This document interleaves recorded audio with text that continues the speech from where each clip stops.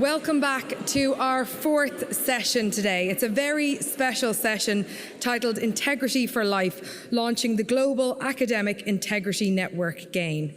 We're going to first start off with a short video on academic integrity. It's been produced by the European Fraud S+ project.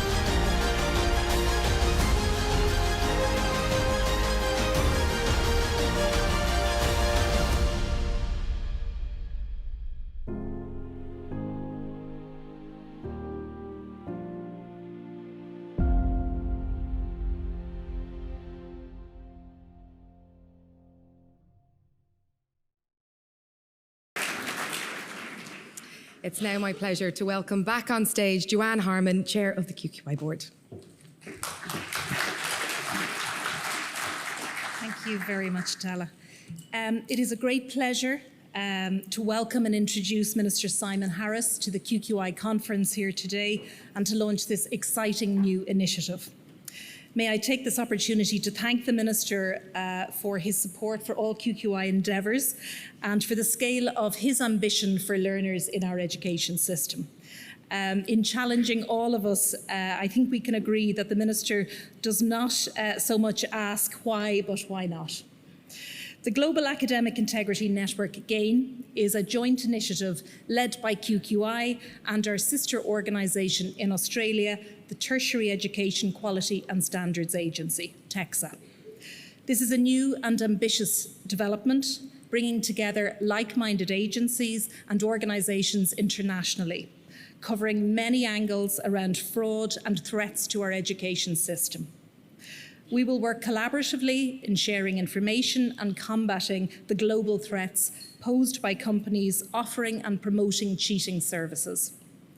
From our perspective, it's very important that providers and other international organisations understand that upholding academic integrity is essential. It is a core issue, it's cross-disciplinary and it is cross-sectoral. It is not part-time, it is not optional, or it is not a temporary choice. It goes to the heart of quality in our system. So I would like to hand over to the Minister now to officially launch the global network on behalf of QQI and TEQSA and the many other founding member organisations here today. Thank you.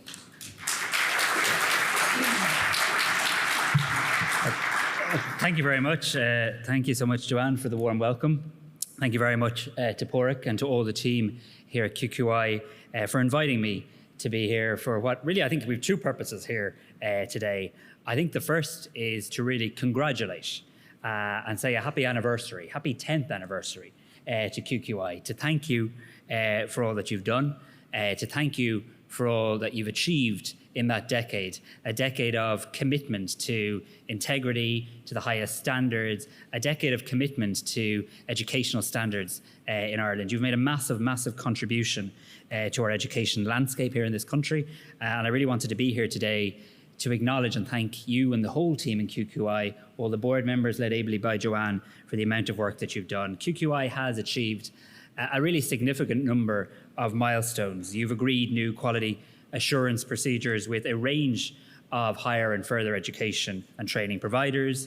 You've developed and implemented higher education review cycles. You've undertaken the first ever review of quality in our education and training boards. And these are just a few of the things that you've managed to achieve over the last number of years, as well as fulfilling your most important role as being the custodian of our national framework of qualifications. I must say I first had the opportunity to begin working with QQI in my role as Minister during the COVID pandemic.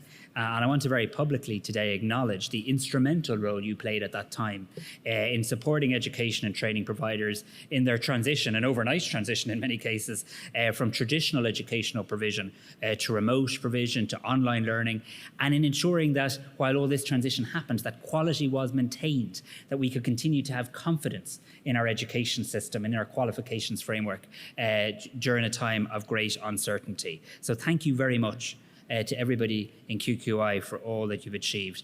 We talk an awful lot in my department about creating a unified third level education system, about creating a tertiary education system where we break down silos and where everybody works together and pulls together, and the learner is at the heart and at the core of all that we do. When I look at QQI, you're ahead of us. That's what you're doing.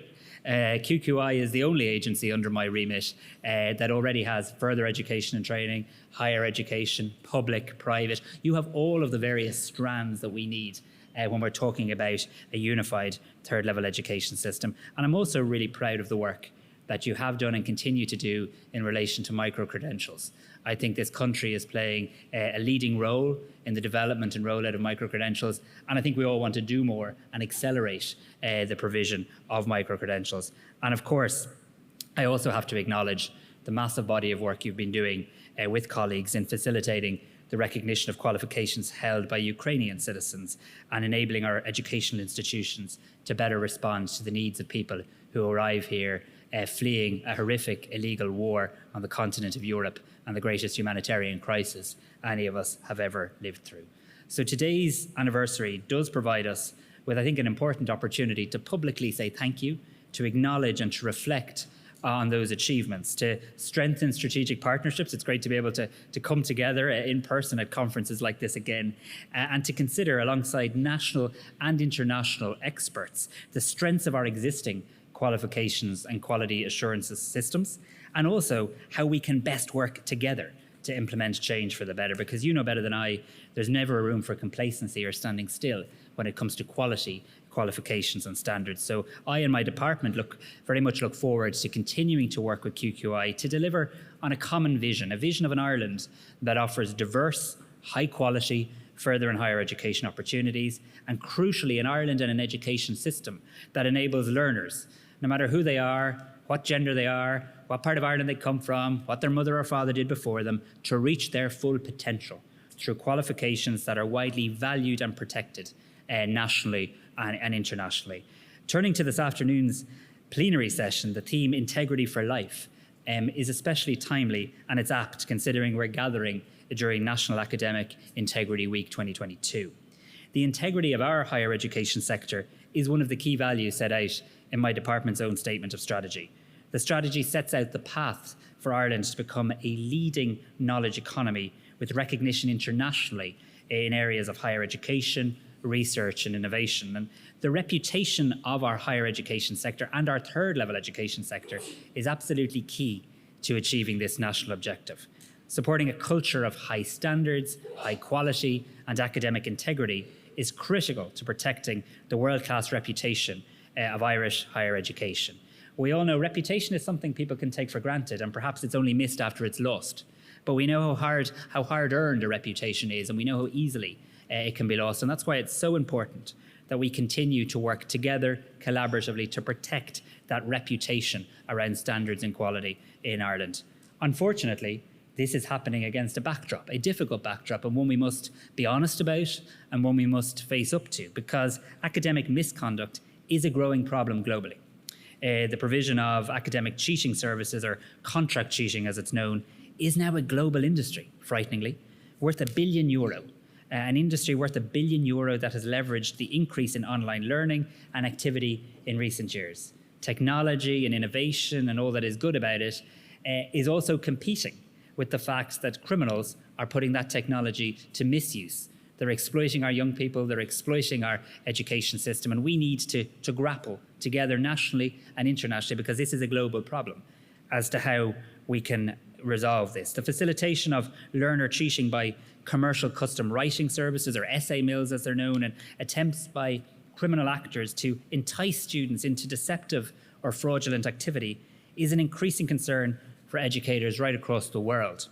This is a new and growing form of cybercrime, and we should call it out for what it is. It is cybercrime, and it presents a significant threat to academic integrity, and it risks reputational damage to our entire education systems. In seeking to address these challenges, it is really important that we understand the pressures that students face. I really want to emphasize this point.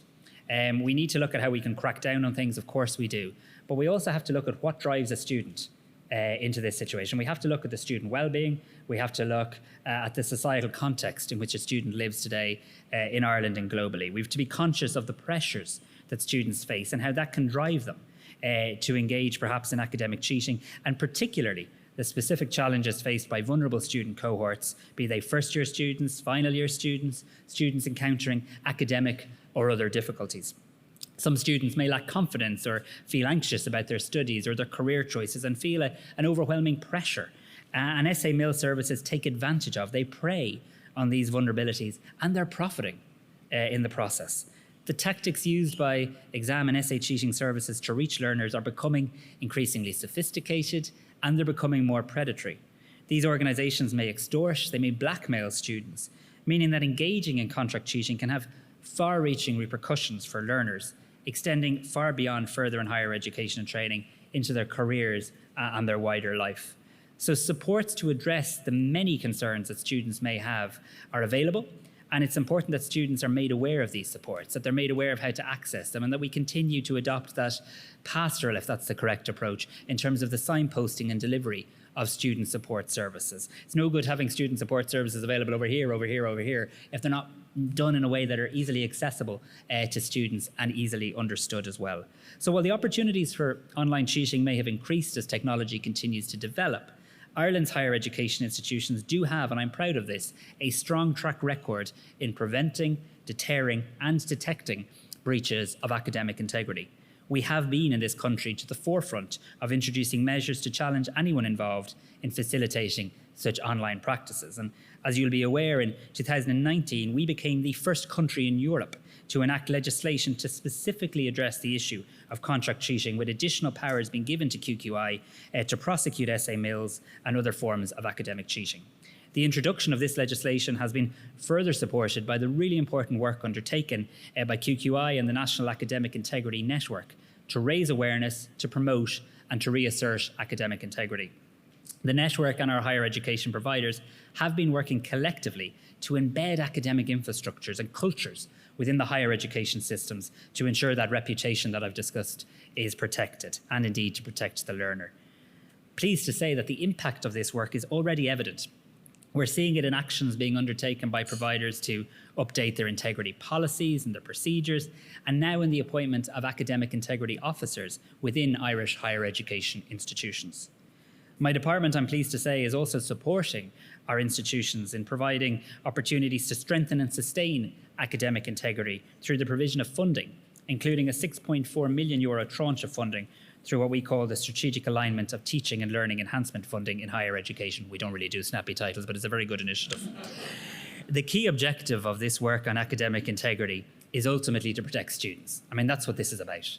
We want to protect the system, but by protecting students, we protect the system. So we need to constantly bring this back to keeping the learner at the centre, at the core, at the forefront of our mind in all initiatives that we roll out. We need to enable students to be able to participate fully in third level education.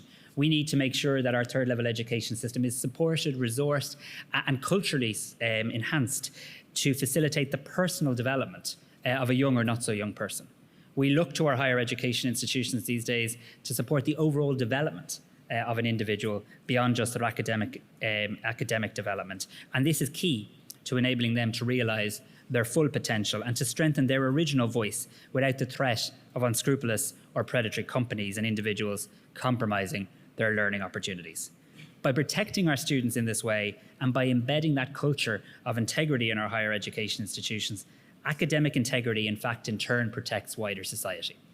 Employers and the public need to have confidence that our graduates have actually acquired the knowledge and the skills associated with their qualifications. And the predatory behaviour of those offering cheating services erodes that confidence, and if left unchecked, devalues the hard work of those who've succeeded on their own merit and can undermine public confidence in vital public services.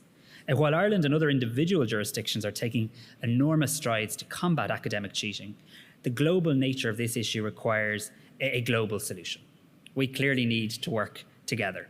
Many of these large cheating operations are complex in their makeup. They're forming international webs of organisations that work together to sell essays and assignments, to provide fake qualifications, and to engage in other fraudulent behaviour that undermines that integrity.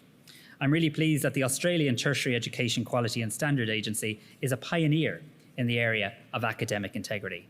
This is an agency that has led the implementation of academic integrity legislation in Australia and has been working collaboratively with education providers, their staff and their learners to protect the reputation and qualifications of that country.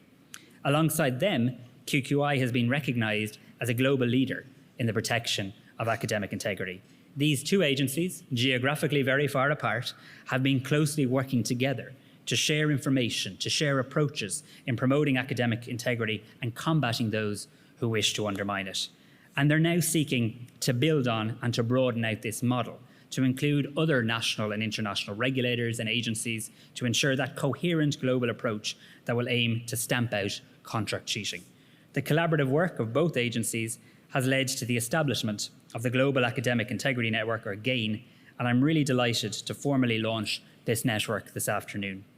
I want to commend both agencies for their leadership, for their innovation, for their determination in collectively establishing this new international education alliance.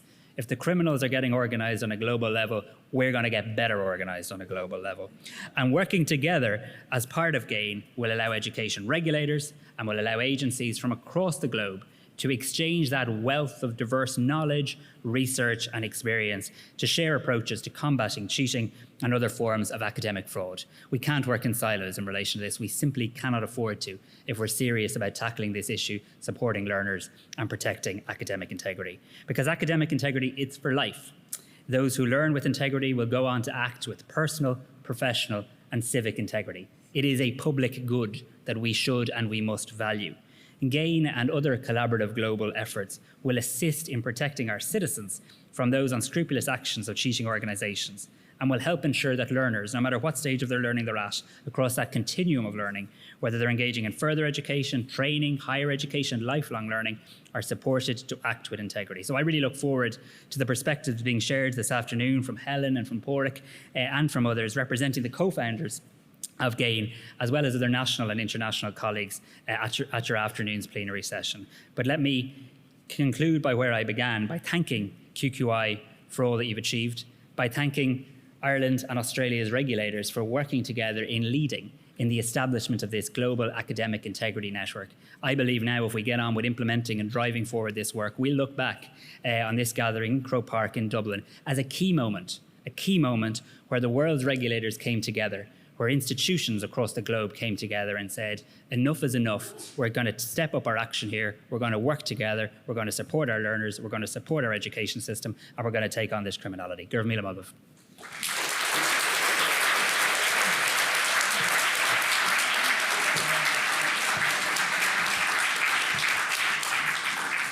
Thank you, Minister Harris.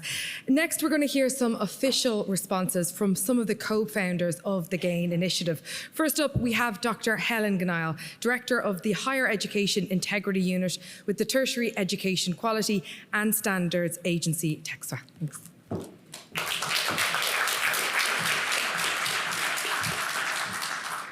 Good afternoon, everyone, and thank you, Minister Harris, for your opening remarks and for taking time out of your schedule to be here to launch the Global Academic Integrity Network. My name's Helen Gniel, and I'm from the Tertiary Education Quality and Standards Agency in Australia, or TEQSA. My role at TEQSA is to lead a relatively new part of the organisation called the Higher Education Integrity Unit. The Integrity Unit was established in January last year and is charged with identifying and addressing, in partnership with our institutions and with other government colleagues, any emerging or increasing threats to the integrity of higher education. And chief amongst those is the threat posed by commercial academic cheating services. Like Ireland, Australia recently passed laws that make it an offence to advertise or offer cheating services to students enrolled in higher education. Bringing these laws into action facilitated a much broader awareness of this problem in Australia, both in institutions but also just in general society. The laws target the people who offer these cheating services. Students are not captured by the laws and remain accountable to their institutions. In September 2021, TEQSA was successful in our first use of our legislation when we made an application to the Federal Court to block access to a website called assignmenthelpforyou.com that offered academic cheating services. Since then, we've used the power in our legislation to block access to over 150 websites that are targeting Australian students and to have over 700 posts, profiles and advertisements removed from social media platforms. By centralising and resourcing the fight for academic integrity and research integrity through the Higher Education Integrity Unit, the Australian Government has enabled a broad program of work in partnership with our institutions and with students. We partner with institutions by both gathering and sharing intelligence, promoting good practice, and taking legal action to help level the playing field for institutions. We partner with our students by developing resources to help them identify and avoid cheating services and explaining the risks of engaging with cheating services and that cheating is never the right answer. In recognition of the broad international cohort of students that are attracted to Australia, we've had these resources translated into 12 different languages, and we know that those are well utilised. We recently released a series of 4 videos aimed to educate students about the risks, including the very real risk of blackmail that Minister Harris outlined. Like QQI, TEQSA recognises that the actions at a national level can be significantly bolstered through international cooperation. Global action makes sense for a sector that is thoroughly global. Our academic staff move all over the world, students come from all over the world, and increasingly higher education institutions offer their education through online mode to students who can be located anywhere. And increasingly, our education networks are global. The commercial cheating industry is also thoroughly global. We've seen advertisements for cheating services in every market where we've looked.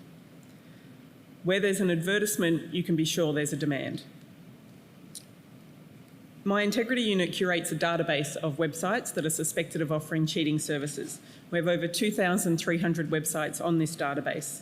About 600 of these are specifically targeting students studying with an Australian provider, meaning the vast majority are focused on other markets. And of course, the enabling platforms for these businesses are also global, social media networks and payment platforms that operate around the world. The problem is global and requires a global solution. There are other jurisdictions around the world that make it an offence to offer commercial cheating services, and many are represented here as founding members of the Global Academic Integrity Network. On behalf of TEQSA, I extend my thanks to all of these partners and also our invitation to other quality assurance agencies around the world that haven't yet joined the global network. While there is no single action that can ensure the integrity of the higher education sector, partnership within jurisdictions and across jurisdictions will give us the best chance. Together, we are stronger. Thank you very much.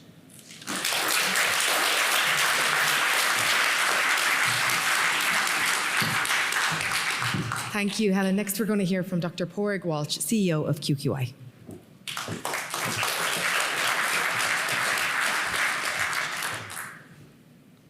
As the Minister has referenced, an amendment to QQI's founding legislation in 2019 created new offences relating to academic cheating and granted new powers to QQI.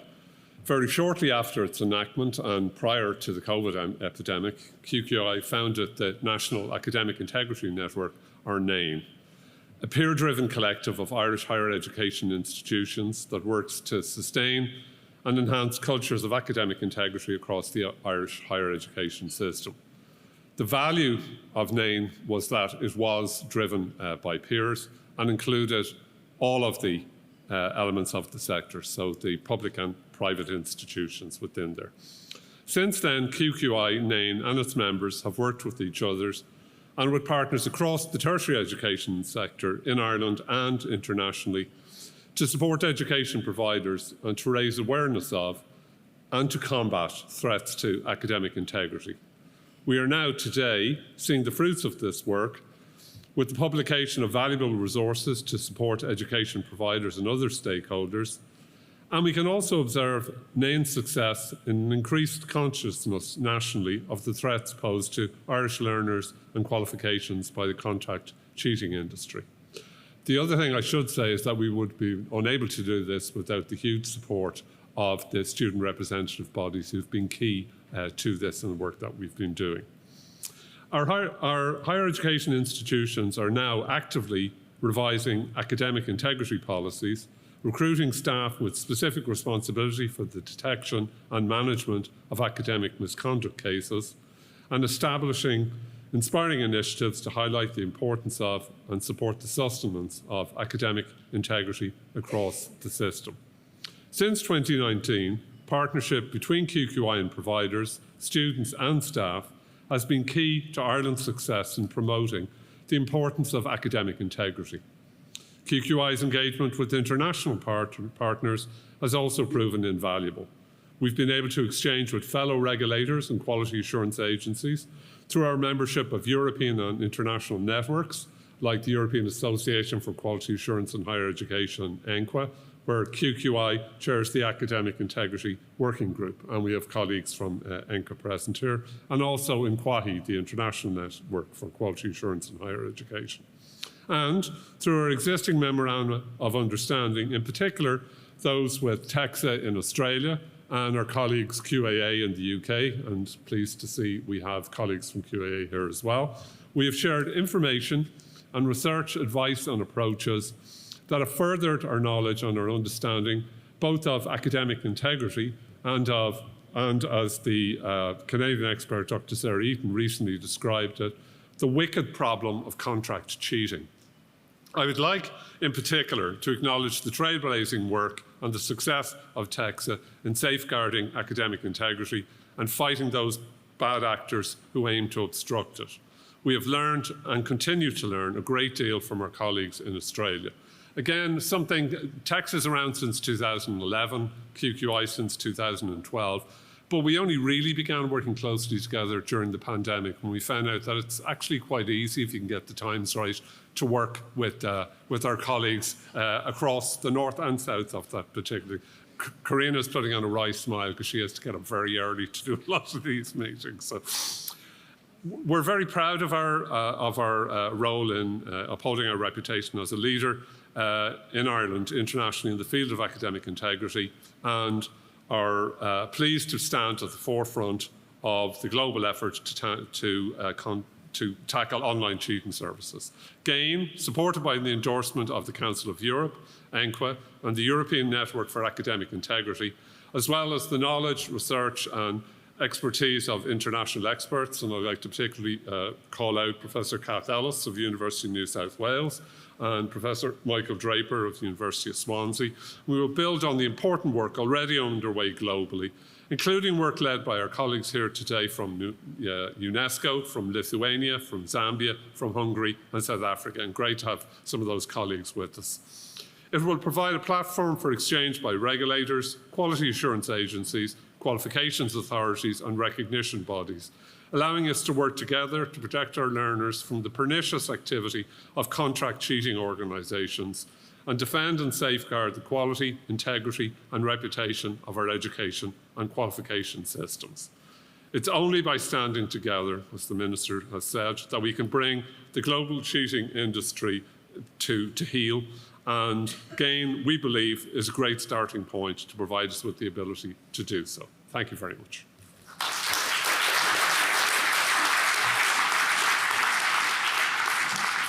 Thank you, Dr. Padraig Walsh. We're now going to hear briefly from 7 GAIN member representatives and stakeholders here in front of me. They're going to give their specific view on the launch. First, we're going to Clodagh McGivern, Vice President of Academic Affairs with the Union of Students in Ireland and a QQI board member. So first to you, Clodagh, what difference might this launch have for the students you represent? So obviously the launch is fantastic. We all know how hard, will I stand up? Nain has worked in, promoting academic integrity in Ireland, and then obviously providing tools and resources to institutions. So to have that on a global level is absolutely incredible. I think that the main aim here is to really protect the learners in the institutions across the globe. But like we obviously see, these are massive powers that are going against students. Even students that don't typically would engage in academic misconduct are being tempted by flashy ads and deals.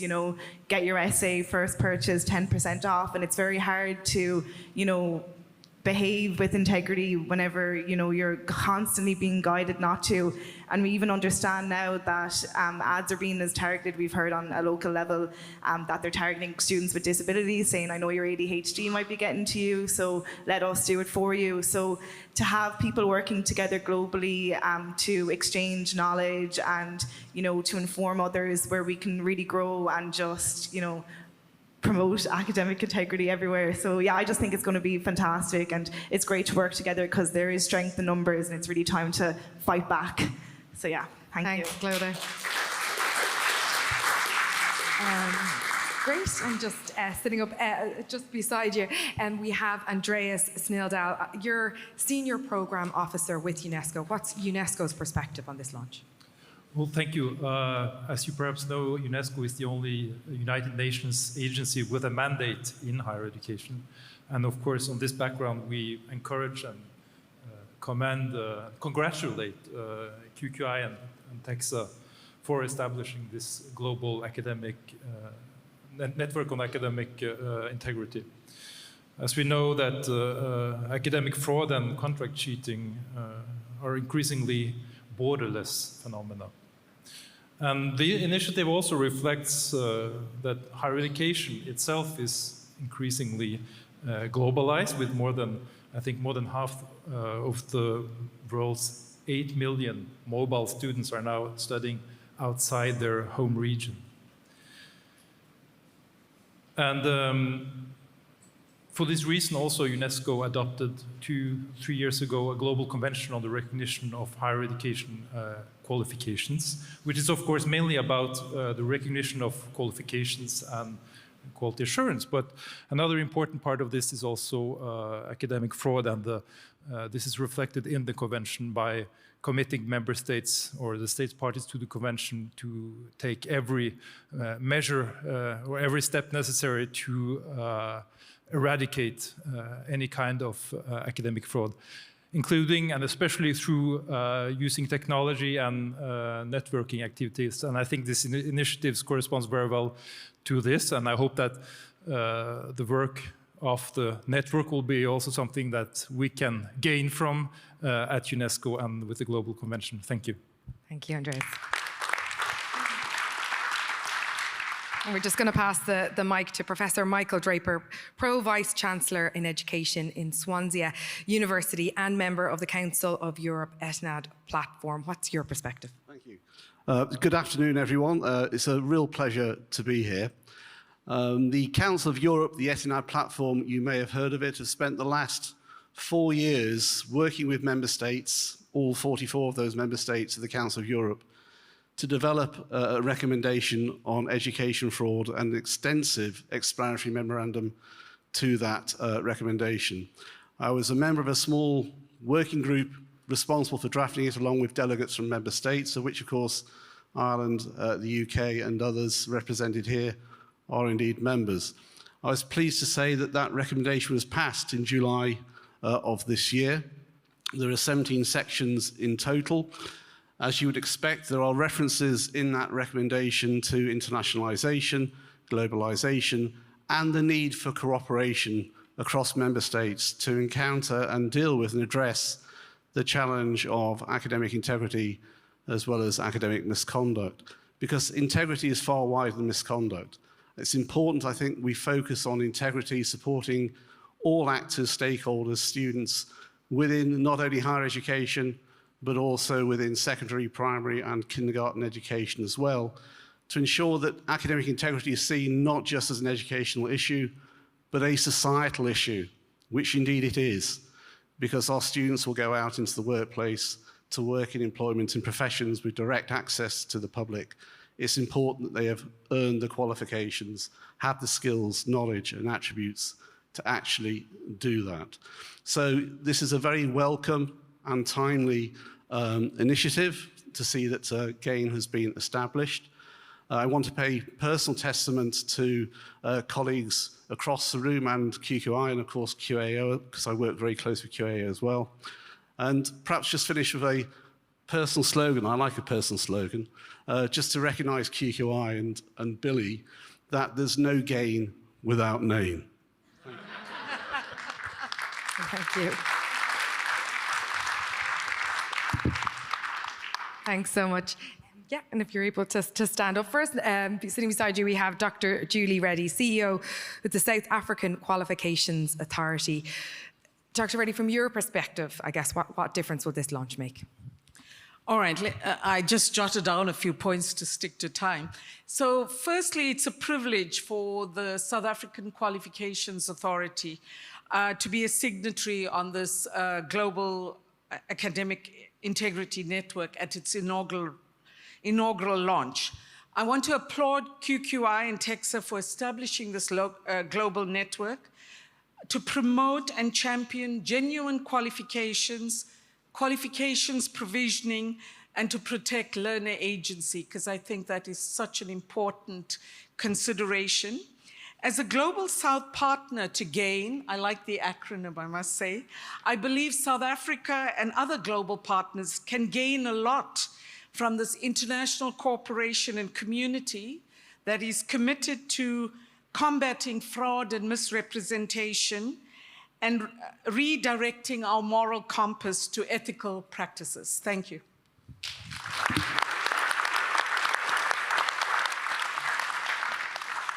And next to you, we have Dr. Ailsa Crum, Director of Membership with QAA, the UK Quality Assurance Agency. I know you're responding today as a member organisation. What's your perspective? Thanks very much. Well, very much has been said, I think, about the benefits of cooperating globally. These contract cheating outfits are global operators, and so we need to be globally alive as well. So I'm very pleased to be part of this on behalf of QAA. I must thank Professor Michael Draper and other colleagues within the room as well for helping to promote a lot of the work within the UK. A couple of things we've been doing. We created an academic integrity charter for our members to sign up to, again, recognising the importance of integrity and good practice. It's part of the culture. If we lose faith in or lose the trust in the expertise of institutions to make qualifications and award qualifications, then we have lost very much about the fabric of higher education. So it's so crucially important. And we've talked as well about the importance of protecting students. And these outfits are preying, and the Minister was absolutely right, they are predatory, and some of their behaviour is absolutely appalling. And it is possible, while there are students who are under great pressure and who do take the very unfortunate and regrettable decision to purchase work that isn't their own, there are also many students who get inveigled into being part of these outfits unknowingly. The advertising that they engage in is really breathtaking. We have seen that they can infiltrate institutions' websites so that they can appear as though they're a legitimate service, saying, would you like help with your academic writing? Can we help proofread your essay for you? And before the students know it, they actually have given up personal details, and they may lay themselves open to blackmail. So we need to think about those things and really protect the students in that. And we also want to really understand the kinds of activities that sit within what I've been describing, and Professor Draper's been working with us on, that sit within the kind of grey areas. You know, when is asking someone to proofread an essay perfectly legitimate? When does it become problematic? When does discussing a piece of coursework with your peers, when is that good practice and good teamwork? When does it veer into collusion? And these are some of the things that we're engaging in projects in QAA, and I'm absolutely delighted to be sharing that practice with our counterparts across the world. So thank you for the invitation to be here today. You.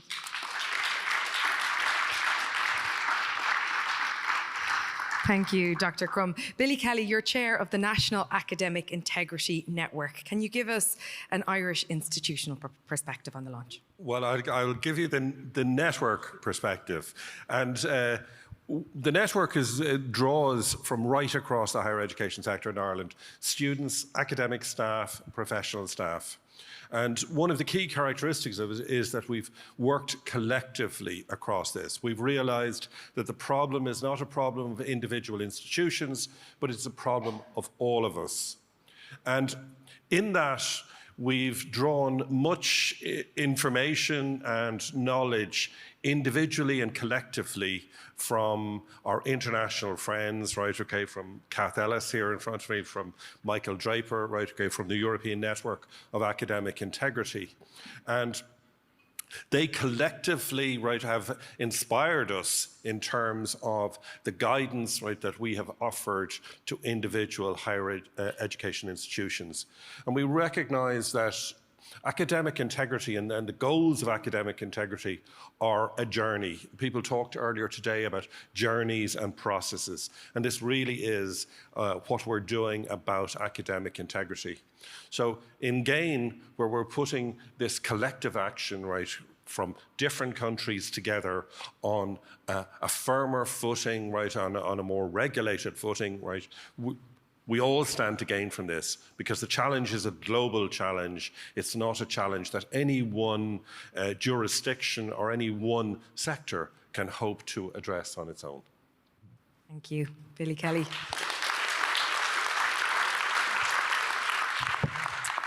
Finally, with us, we have Professor Kath Ellis, Academic Integrity Expert and Associate Dean of Education, the Faculty of Arts, Design and Architecture at the University of New South Wales in Australia. What difference might this launch have for institutions in Australia?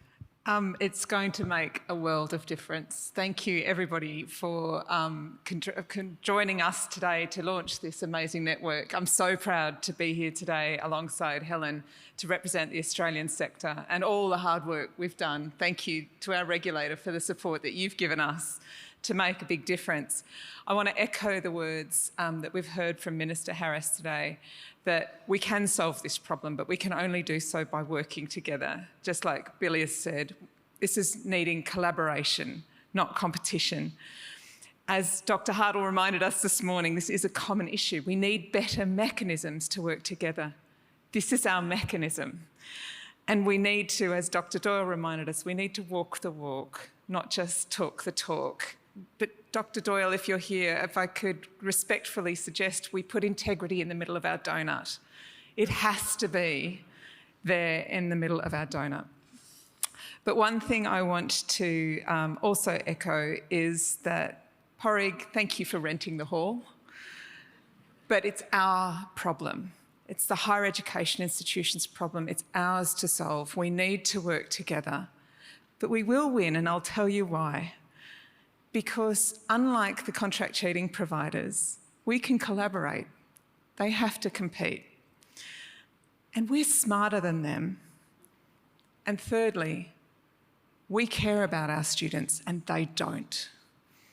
And respect to you, Claudia, you've inspired me so much this week. The student voice is so important here because if we work together, our gain will be their loss.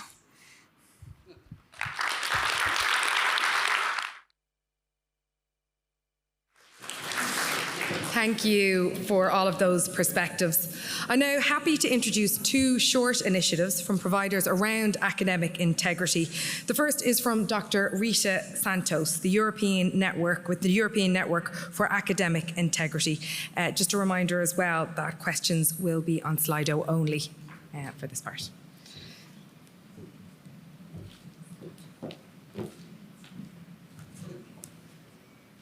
Good afternoon, ladies and gentlemen. My name is Rita Santos. It's my absolute pleasure to be here representing NI, the European Network for Academic Integrity, that fully supports the launch of GAIN, and we look forward to working with you on this amazing initiative. Oh, sorry. So the NI network was launched in 2017, and our overall aim is to promote academic integrity at the European level and beyond. And for that, we rely on the incredible work developed by our members through our working groups. I kindly invite everyone to have a look at our working groups. We have over 40 institutional members and over 30 supporters. And we have members from Europe and beyond. But also, NI has been actively developing activities and events. For example, we are currently running our monthly webinars that are open for our members and beyond on topics of academic integrity. We also have our annual PhD summer school. And one of the highest moments for NI is our annual conference. Next year, the European Conference on Ethics and Integrity at Academia will be held in Derby from the 12th until the 14th of July. But as I said, research is a key component and research partnerships is a key component for NI. Our members are currently involved in several projects. For example, we have members involved in the POOP project, a Canadian consortium that aims to prevent plagiarism at universities. We are also running 2 Erasmus Plus projects, Bridge and Fate. And today I'm going to present you briefly our victim support portal. The victim support portal that I coordinate is one of the innovative outputs from the Erasmus Plus Fate projects. And we aim at the victim support portal to raise awareness on the importance of supporting victims of academic and research malpractice. And speaking on the personal level, I was a student not a long time ago, and I wish I had a space where I could speak up what was happening to me. And it's important that we as institutions raise awareness and think on the mechanisms that we can develop to support people who have been deceived by the unethical action of others. So in practice, in our portal, anyone, and I mean anyone from student to higher levels, can report in confidence their problem and receive support from our mentors on the actions to take according to the nature of the case. And our mentors are researchers and academics from NI and from the Erasmus Plus Fate projects. We also have resources. We have relevant bibliography, guideline documents, a blog. So what I want to tell you today is that if you know about someone who is currently struggling with an unethical action and would like to speak up against it, spread the word about our portal. We are here to help anyone, but we are also here to raise awareness that we as institutions need to come up with transparent procedures of and investigations of allegations on cases of academic misconduct. So to finish, and because I promised I would keep the time, what do we do and how you can be involved? You can be involved in our working groups. You can play an active role in our activities and events. For example, you can be a lecturer in our PhD summer school. And if you are currently planning a research project on academic integrity, feel free to contact us and we'll be delighted to work with you on your research. And we have educational materials, we have a glossary, we have guideline documents, we have different resources available for our members. Thank you for your attention. Feel free to talk with me during the conference or later on. Thank you.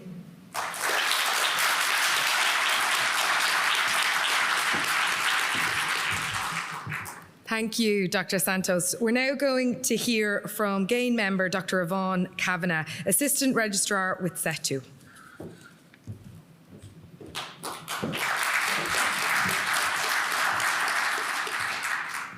Thank you, and I'm here today to talk about NAIN.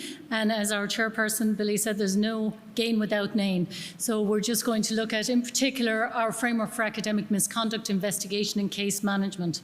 So I'm talking today on behalf of NAIN and especially on behalf of Working Group 1. So essentially, we've heard this morning and today all about the academic integrity pillar. And as Michael Draper said there, we have to support that, engage, and that is fundamentally why we're here. So the goal and aim of NAIN is to uphold academic integrity. Let there be no mistake about that. However, I know I'm talking about academic misconduct, so you'll see how that comes into the picture. Essentially, we've started with looking at our principles and ensuring that we looked at where we actually stood in the landscape and how we could actually frame those principles and work from there. From that, we actually developed our lexicon, which actually begins to give us a language by which we can talk about academic integrity using the same language. As the Minister said, we need to be on the same page. So we have published our academic integrity guidelines and lexicon, and the guidelines underpin the partnership approach to academic integrity. This is our second publication, and it helps institutions frame their approach to academic integrity. And now we're working on the framework for academic misconduct, investigation and case management.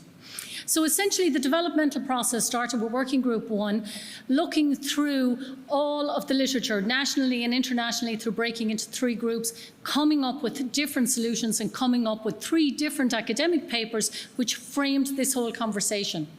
Once we had that, then we consulted with NAIN. So as we've heard already today as well, consultation is part of the process. We want everybody in the room to be part of the approach to academic misconduct and academic integrity. In order to do that, we sent the papers out for consultation. Following that, then, we consolidated it and we put it into an actual framework. So we designed our papers first and then our framework from that. So at this stage, we've just come back from external consultation. What we've looked at is the life cycle of academic misconduct and broken it up into all the areas that we generally look at as we roll through a case involving academic misconduct. Of course, our education and awareness, as I said at the beginning, academic integrity is our key pillar. So we work from academic integrity point of view. We are education institutions. Education is where we start. That's what we want to do. But the most important step here is actually determining the academic misconduct type. Once we determine what the type of academic misconduct is, and we all speak the same language here, then we can begin to look at sanctions, recording, reporting, and of course, looking at our processes. So essentially, when we determined the type of academic misconduct, we decided that there were 3 fundamental types. We wanted a national approach, and we have uniformity across the sector, and the 3 are proposed. So we have identified, this identification again looks at the process and looks at how we deal with the case after we've identified it. So the first level is poor academic practice, and an awful lot of students fall into this category because they don't know, they haven't heard, they aren't aware of what good academic practice is. They fall prey, as we heard, to some of the unscrupulous businesses that are out there. That's fine. We can re-educate, we can actually talk to these students, and we can help them progress along their journey so that they become pillars, if you like, of academic integrity going forward. As we move up the scale, then we have academic misconduct. So if we have repeat offenders and if we have kind of people who are just on the borderline, they go into level 2. And then, of course, we have severe academic misconduct. Now, the reason why we've done these 3 levels is because we are looking at reporting and recording. And of course, we expect that there should be a large number at level 1. This should then, due to our re-education and our processes to actually engage with students and actually bring them forward, this should drop sharply at level 2 and of course become much less at level 3. And that's why we've defined them in this way. So that then when we're reporting the same thing. Always. So we all know where we are in our reporting structures. Essentially then the framework has progressed through the stage, as I said, of consultation. And now we have gotten tremendous feedback. We have had feedback from almost everybody in this room, I think. And it has been brilliant, it has been very constructive, and it really shows the consultation and working together works and gives us a framework to go forward with. We're currently looking at it, reviewing it. It will go back to Working Group 1, and then we will publish. And of course, we hope that you will be here for that publication. So the feedback will be incorporated into the final framework, and we will decide that through Working Group 1. So therefore, I just want to say thank you to all who provided feedback, to Working Group 1 in particular, the leaders of the subgroups and the conveners, and of course to QQI and the NAIN Steering Committee for the support with the feedback and administration. And we're all looking forward to seeing you at the launch of the framework once we publish. Thank you.